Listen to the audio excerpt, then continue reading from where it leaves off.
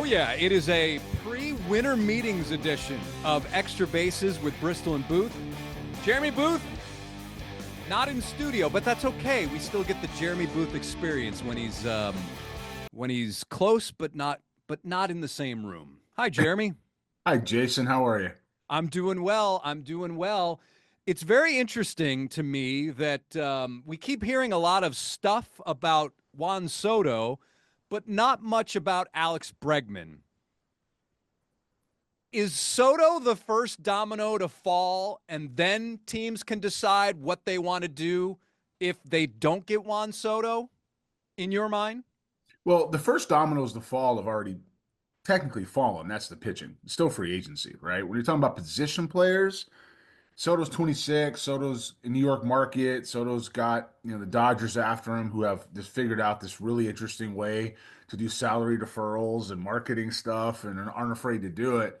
Um, he's got to be the first domino to fall. I mean, Alex Bregman and Soto are not comparable. They're just not. They're different positions, they're different players, they're different age brackets, different injury histories. And so, it's apples and oranges. Doesn't mean they both don't have to produce, doesn't mean they're both not wanted. Um, but the market's going to be different for them for both of them for um, all those reasons and many I didn't name. So I think Soto's got to be the first domino to fall, but I'm also not surprised that Bregman signs first because the market is so different. So you wouldn't be surprised if Bregman signs first. No, the market's different. What Alex Bregman gets isn't going to be determined by Juan Soto. Juan Soto is an outfielder who's 26 years old, who has played in New York and with very limited injury history, who's got 7 years in the big leagues. Yeah, but there's something called the tax level and the threshold and all that other stuff. Yeah, And Juan Soto, and I Juan Soto, believe teams have budgets. I believe they have budgets. not the ones after Soto. And again, the Dodgers have opened up Pandora's box with this deferral stuff. Otani making $2 million a year out of a $70 million contract is just that's next level stuff, is what that is. So, Bregman's not going to sign with the Dodgers. Bregman's not going to sign, maybe the Yankees. Bregman's not going to sign with the Mets. We're talking Tigers. We're talking back with the Astros. We're talking Red Sox. We're talking um, potentially the Yankees. Soto's got Yankees, Mets, Dodgers, and I don't know who else is really in that mix. I mean, I saw the Blue Jays might be involved in there. I saw Tampa Bay met with him, I think. I mean, I don't know. San Diego, I don't know. So I think it's more like the markets are similar, but you can't have both. So some people are going to make a decision on Soto and go for him, and other people looking for Bregman. On November 30th at 8:55 p.m. as we tape this, Randy Miller of NewJersey.com apparently was on WFAN radio in New York to discuss Juan Soto. He believes it will come down to the Red Sox and Mets. Said he would be surprised if Soto took any type of discount to return to Yankee Stadium. He says, I'm hearing the Yankees will top out probably in the $550 million range. I believe Soto has at least two and maybe three offers already more than $600 million. I'm hearing the Yankees fear the Red Sox more than anyone. I think the Mets are definitely in play and the Red Sox are in play. Can the Red Sox afford both Juan Soto and Alex Bregman? They can. I'd be surprised if they did, but they can. More likely for Soto is across the city to the Mets, right? That's been something that people have talked about for a long time, especially with Lindor over there, with Mendoza over there. He's got some people that he's going to be familiar with. So that's more likely. The Red Sox have gone, man, they've gone full hit strikes hard. They just have. And I've talked to some of their people there. Obviously we were familiar with the organization, and familiar with the venue. I say venue, the stadium. I don't know. Man, it's hard to figure out what they're doing. It is. I mean, Heim Bloom, as maligned as he was, and some justifiably, right, and some not. Um, I'm shocked at Breslow. I faced Breslow, before. I mean, I remember the type of guy he was. He's cerebral, I think is the right way to put it. But Craig Breslow was the Cubs pitching coordinator, pitching analyst, whatever he was, from his house in Newton. Like he did that remote. Newton, Massachusetts, because most people listen to this in Houston. Newton, Massachusetts is about 6 miles from Fenway Park, and he became the general manager after or was it? Is it? He's a GM, right? He's not the president of baseball ops. He's a GM. Yeah. After Heim was let go. Well, he Uh, is his technical title is Chief Baseball Officer. okay. So okay, and then all this shuffling goes on underneath it that makes no sense. It's tied to one guy, by the way, who I'm just going to remain nameless because I don't get it. But that guy kind of goes around and takes all the people that helped him get to where he's going and pushes them aside as fast as he can. They've reassigned some people there, Eddie Romero, Mike Rickard. They've done some stuff, some really legendary in the industry evaluators and scouts who got some skins on the wall. They just moved them aside to let Kyle Bodie and some of these other guys in there in different departments, but it's still the same philosophy. That to say, Soto anybody's going to want, but I don't see Soto not being frustrated there. I don't see it. And so I think Bregman probably with his time in Houston, would be a little more of a better fit. I don't know that he would love it, but Luno is Luno, right? So I think he'd be a little bit better fit there. I don't see I think Soto's a Met. I think Cohen is he's made for Stearns. Stearns has the budget. He's got the people over there. I think he's a Met if he's not a Yankee. That's my opinion. And no one is a absolutely 100% slam dunk safe pick, but after what Juan Soto did in New York already, I don't think typically you have these worries, concerns about a guy going to New York and being able to perform on the big stage. He's done that. He's done it, and he put up numbers. You want to see the world burn?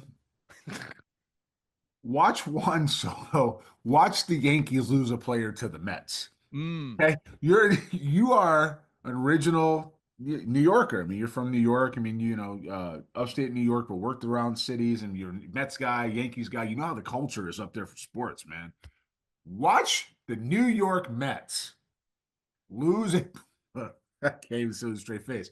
Lose a player, or watch the Mets lose or Yankees lose a player to the New York Mets over money.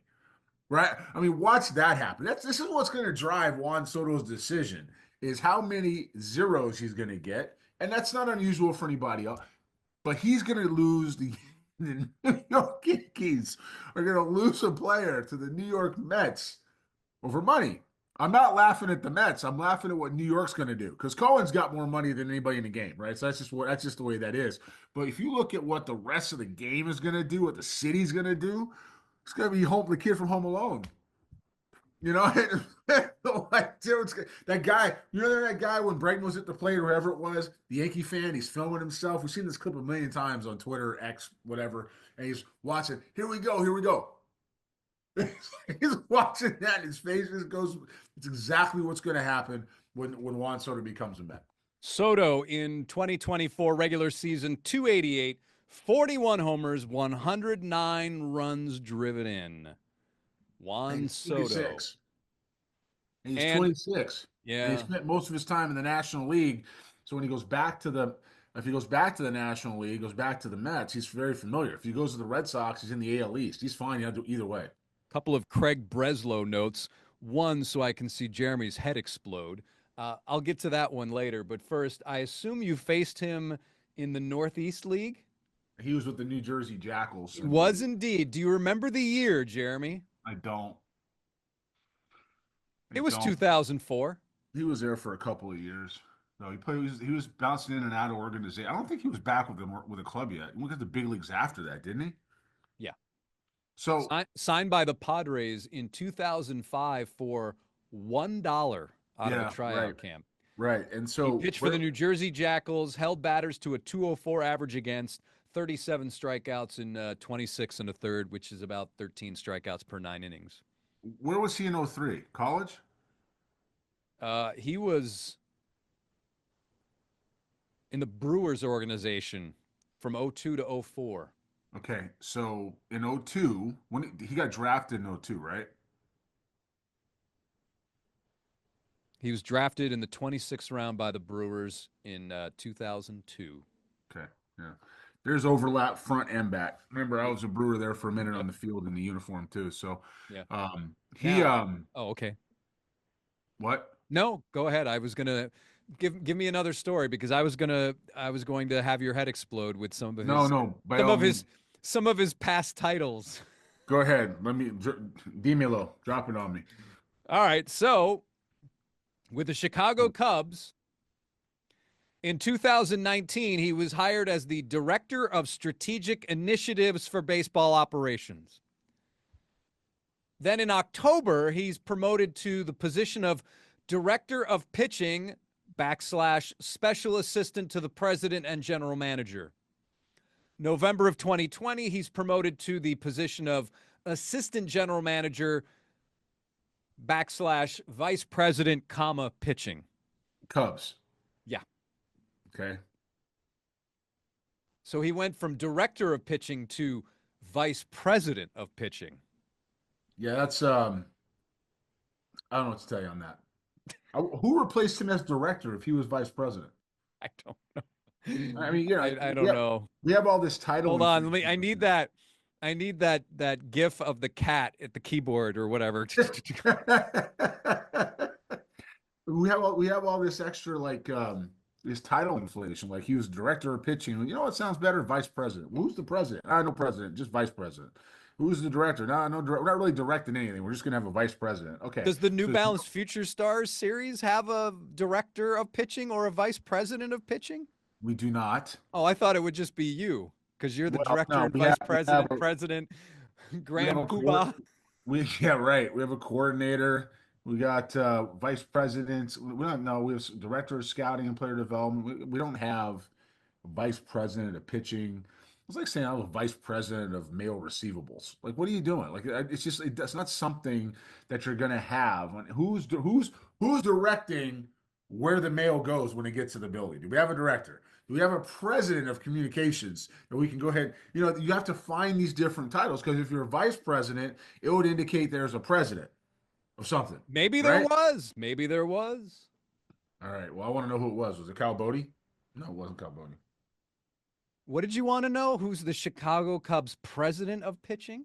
Yeah, is there a president of pitching? I don't know.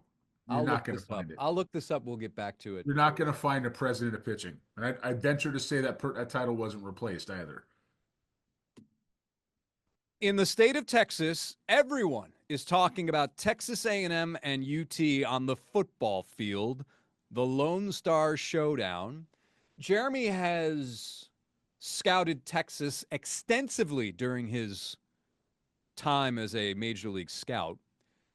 So, in the spirit of UT and A&M, Jeremy, the most intriguing prospects you've run across during your days as a scout, one from A&M and one from UT. Well, University of Texas isn't fair. I have to go with Taylor Youngman, who was the 2011 first round pick of the Milwaukee Brewers by a young area scout originally from Los Angeles, California. Why was he so intriguing to you? Because he had this weird, man, he had this weird kind of head when he released the ball. It was fastball command was really good, and the breaking ball would kind of run together. He throw you a plus slider, then he throw you a deuce, and he throw you a curveball that was a hammer, and he throw you a two. It was unbelievable. But 95 when he wanted it, 92 most of the time. Ground ball, soft contact, uncomfortable, 6'7". You're like, so this is something. You know, and I stuffed him pretty good because, you know, in a normal year, Dick Hauser winner, Golden Spikes finalist. I mean, normal year he goes in the top 10. He went 12. You know what I mean? So, pretty good. He was the most intriguing guy. I have no choice. I have to go with him because I drafted him. He's the guy to go. Texas A&M, Michael Waka. Also, Yeah. you know, Walker was a changeup guy. It was a plus changeup. It was 95, 96. I loved him. I loved him. And Taylor will probably get mad at me. Doesn't matter. More than Taylor. I remember sitting there watching him with Tom McNamara, and Matt goes, "Young man or this guy?" I said, "This guy." And he goes, "I like your guy better." I said, "This guy." We were picking three, so we picked Zanino. Last I checked, Walker's still pitching and just signed an extension, didn't he? Yep. Yeah, that one might have worked out okay. And then from a position player standpoint, I will give you one from A&M that I really wanted. Tyler Naquin. I don't think he's playing anymore, but Naquin could really run. He could hit. Rich Morales drafted him out of high school, I believe. He was down here doing Texas with the Orioles, and then um, Richie's done a bunch of areas. As I digress for 2 seconds, Richie did like the Carolinas and Virginia. He did the Upper Midwest. He did South Texas. He's done NorCal. He's done SoCal. He's bounced all over. And Richie's done a lot of stuff. But uh, yeah, it was Naquin who could really run. He could swing the bat. He had some power. He had mostly extra base power, but he had some home run power. 70 arm, wiry, loose body. That's Tyler Naquin was the guy from Naquin A&M. from Spring, Texas, drafted first round, the 2012 draft. Prior to that, out of high school, 33rd round by the Orioles from Yep. Klein Collins. Ended Hmm. up playing 8 years in the bigs. Yeah, he's done, right? He's He is. finished. His last major league appearance was 2023. Played 5 games for the White Sox. I don't believe he's appeared in the minors since. Well, I will Uh, say this, and I don't mean this in any disrespect, but if you only play 5 games for the White Sox and you're a Major League Baseball player, um, probably time to take it to the house. well, he Just, just saying. he spent 28 games for their AAA affiliate that year in Charlotte with Charlotte, and then Yeah. I also mean, 40 games with the Brewers AAA team Nashville. he's probably hunting somewhere in a ranch Yeah. in Texas. I mean, like he was fun. He was fun, and Walker was good, and those are the two best guys that were there. I mean, I scouted Barrett Lux. Funny thing is, you go back over those years, and A&M had better players. They just did. They had better players. They had guys that could pick it up. They had guys that could execute. Texas did not. They just didn't. They had arms. They had guys like Chance Ruffin, who was a reliever. They had Corey Knievel, who's pistol pitching. I mean, mostly pitching. Skip Johnson did a real good job with those guys. But you look around the Cameron Rupp was at Texas at the time. Just Yep. played for a minute. So I mean, they had pieces, but A&M had better players as a whole. Most intriguing for me out of Texas. Not that I've ever scouted him. Out of Texas, it has to be Calvin Murray. He was ahead of me. So he was ahead of me scouting. He was ahead of me Drafted in playing. the first round of the 1989 draft, but did not sign. Instead, heads to the University of Texas.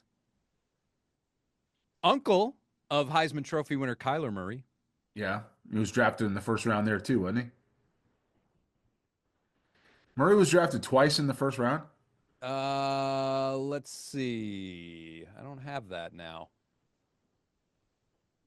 But he plays for the Giants, the Rangers, and the Cubs. And yes, he was a two-time first-round pick. Indians, then Indians. In 1989, that draft also had some guy named Frank Thomas. Yep. And then the Giants, first round, 7th overall. So he actually, and this is rare, he actually improved his draft status or stock and position by 4 places. That's rare for a guy to be drafted in the first round and then come back and then be picked higher. You mean to tell me Calvin went like 11 in the country out of high school Yep. and said and Even went to though he college? had that commitment to UT. Well, I mean, they rolled the dice more back then, but then he went to college after taking 11th overall. Yeah. Wow. Okay. And then for A&M, how about Jeff Granger? Yeah, so I play, I Jeff played. Granger was also a football player, was arguably the number 2 or 3 or 4 quarterback in the state of Texas, played a little bit of quarterback at A&M, and then becomes a first-round pick of the Royals in 92. I think he played for the U.S. Olympic team, national team as well. 93. Funny thing about Jeff Granger, he had a cousin named Ken Granger, and Ken Granger went to Cypress Community College, and Really? there was a catcher with a on the same team as a young first baseman by the name of Jeremy Booth. Really? Yeah. I see that he was born in California and then obviously seemed to have moved to Texas. Yeah, it was Orange County. Ken Granger was living in Orange County, where he was from. Wow. He then attempted to resurrect his career after some time with the Royals and Pirates with the Long Island Ducks. Wah, wah. What year was that? You're wondering if you faced him? I mean, I faced everybody. Weird, would have been weird. You're not quite Kevin Bacon. 2000, the year 2000. Yeah, no, that was a head. I I was feel a like I head should cue the Conan six. O'Brien. Year 2000. Me in the baseball world, it's like 6 degrees of separation. I Mhm. mean, it's amazing how many people I played against, faced, dressed with, scouted against, worked with. It's unbelievable. Um, so no, I mean, Jeff Granger's a prime example. He goes to Long Island Ducks in 2000. I didn't show up in that league till '03, but his cousin is a teammate of mine in college. Like it's unbelievable. 6 degrees separation. Rocketed to the big leagues, by the way. 93 pitches excuse me, 8 games for Eugene in the Northwest League, and then is called up and pitches a 1 game for the Royals in 93 at the age of 21. Then goes back to the minors in 94, pitches in double A. Numbers were okay. Then gets called up for 2 games and then does Wichita, Texas League the next year, and then Omaha. And then he's kind of bouncing back and forth between the minors and the majors. But my most intriguing for A&M, Jeff Granger; for Texas, Calvin Murray. You had Youngman for Texas and Waka. Waka for A&M. I went a different track. I went more of the tools, the tools. Well, you also went with guys I'd scouted. Well, you went with guys that you scouted, and that Yeah. was the assignment. And I just did in general because I just went overall. I thought I'd give us a little bit of a history lesson. So, winter Well, meetings. What's that? what about Brooks Keichnick? Oh What about, yeah, I mean, that's a good one. What about Roger Clemens? That's a good one at UT. I mean, there's some, yeah, if you start going down the line. I mean, Chad Pennington at yeah. A&M. Like, Scott there's Bryant, right. I mean, right? With Scott Bryant, Texas. Do I have yeah, that right? that's right. They had some history, both schools. So, By the way, I let's real quick circle back to the Cubs circle back to the Cubs and um, their titles. So here's a an article from Bleacher Nation. Cubs. One of Craig Breslow's first moves as the Chicago Cubs pitching chief back in 2019 was to hire a young instructor away from Driveline, the well-known and very successful independent training and pitching development lab. Getting Casey Jacobson in the organization turns out was a great move for Breslow. So Casey Jacobson was the senior pitching coordinator. But I don't think that is higher than the vice president of pitching. it's not. It was without question. I checked the hierarchy chart in baseball titles, and it's not. Okay. So, All righty. Well, that's going to do it for another Extra Bases. Jeremy, thank you for coming on. We'll try and get something up in the next 10 days. Until then, we'll see what happens with Juan Soto, Alex Bregman et al. As you say, Kikuchi is off the board, but that's kind of old news by now. But so you think you wouldn't be surprised if Bregman goes before Soto, but if you were a betting man, you would say Soto before Bregman? I would. I would say Soto before Bregman, but again, different markets, different suitors. For the most part, Bregman's going to end up. I guess the Red Sox would be an overlap, but I think Alex got has other options that have better needs, and Soto is going to kind of pigeonhole himself in that Northeast range. It's interesting those options and those or any potential meetings have not been are not out there, which I think is kind of interesting Well, if you look at the bubble, it's Toronto, it's New York Yankees, it's New York Mets, it's Red Sox. for Soto. Yeah, I mean Yeah. it's that corridor, right? And if you Ah, look the at Northeast. if you look at I would imagine Soto's got to live on the East Coast now. I know that the meetings were in California and San Diego and all that stuff, but I wouldn't know why you would play if you're going to live back there in the East Coast or play in the East Coast, why you wouldn't live in the East Coast. All those teams train in Florida, so I don't know why they wouldn't do that, but. For me, it's that corridor. For Bregman, it's not. Bregman's got the Astros. He has the Red Sox. He's got the Tigers. He's got some other options besides that. But there's more things in play there to be able to do that.